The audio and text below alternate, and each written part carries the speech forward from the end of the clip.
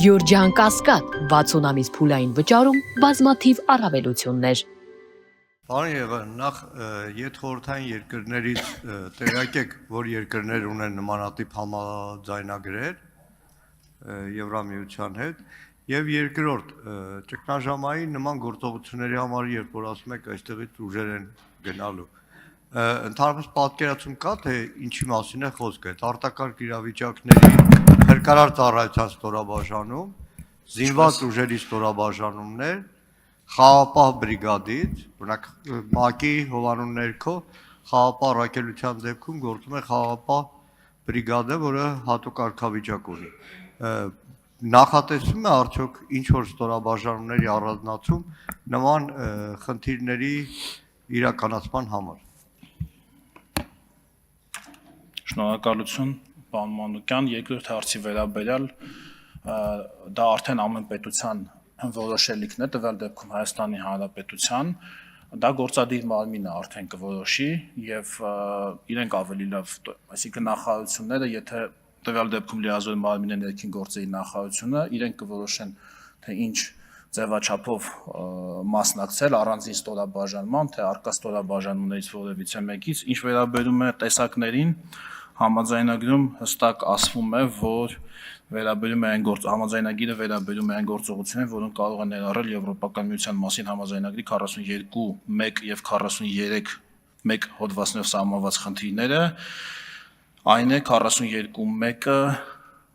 ժամանակ չեմ ունենա, մի քանի բառով 43.1-ը ասեմ, զինաթափման գործողությունների ձեզ հետաքրքրող մաս էլի, մի անգամից ասնեմ ռազմական, մարդասիրական, փրկարարական, ռազմական խորհրդատվության,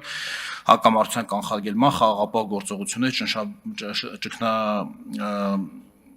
ճգնաժամերի կառավարման շրջանակում մարտական ուժերի առաջադրանքներ եւ այլն։ Ահա այս է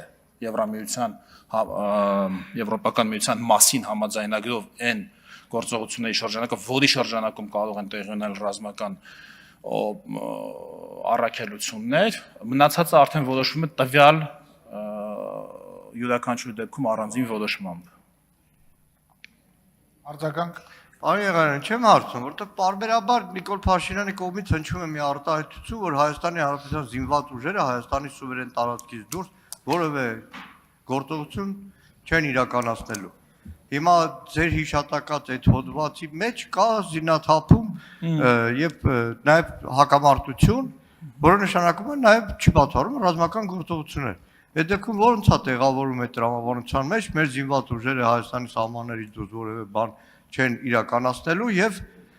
տվյալ դեպքում զինված ուժերի X ստորաբաժանումը մասնակցի որևէ զինված հակամարտության կանխարգելման կամ ուղղակի ներքաշվի զինված հակամարտության մեջ։ Շատ հանգիստ, պարոն Մանուկյան, խոսքը ամեն խոսք ունենում է կոնտեքստ, ասված վերաբերելի մի որոշակի երևույթի, հա, եթե դուք կոնտեքստից խոսքերը միշտ կտրեք, այլ կոնտեքստի վերադնեք, դա չի աշխատի։ Ինձ թվում է հասկանալի է, թե վարչապետը ինչի մասին է խոսել, բնականաբար վարչապետը չէր կարող նկատի ունենալ, որ օրինակ ՄԱԿ-ի անվտանգության խորհրդով հաստատված, այսինքն միջազգային լեգիտիմություն ունեցող որևէ առաքելության ՄԱԿ-ի անդամ պետությունը չի կարող մասնակցություն ունենալ, ինչի չէր կարող մասնակցություն ունենալ, եթե ՄԱԿ-ի անվտանգության խորհրդի որոշումը կա, ինչ խնդիր կա այդտեղ, եւ սա առաջին անգամ չի։ Մեր խաղաղապահները, ես հիշում եմ, Իրաքում էին մասնակցում, կարծեմ ՆԱՏՕ-ի առաքելություններ, եթե չեմ սխալվում, հիմա էլ կան, չէ՞։